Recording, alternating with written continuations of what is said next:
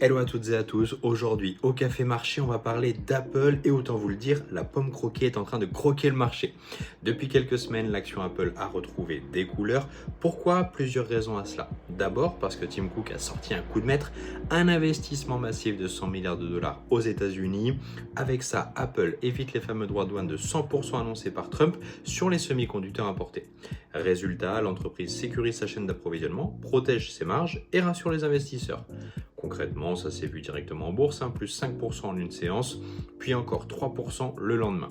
Et Apple, avec ses plus de 3000 milliards de capitalisation boursière, continue de jouer dans la cour des grands. Mais ce n'est pas tout, le 9 septembre, si tout se passe bien, sauf surprise, Apple va dévoiler son iPhone 17. Et comme toujours, ce n'est pas qu'un nouveau smartphone, c'est un événement mondial qui déclenche une vague d'achats, non seulement chez Apple, mais aussi chez ses fournisseurs.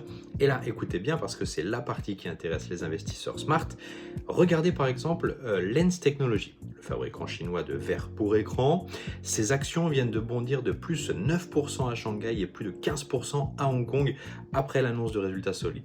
Pourquoi? Parce que tout le monde parie sur une explosion de la demande avec le lancement de l'iPhone 17. Moralité, investir dans Apple c'est bien, mais parfois le vrai jackpot se trouve juste derrière chez les entreprises qui fabriquent les composants essentiels.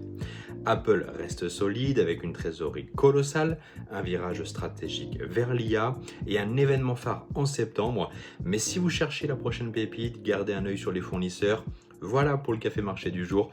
La bourse, c'est aussi une question de timing et de regard malin. Alors, Apple ou Lens Tech, et vous, sur quoi vous pariez?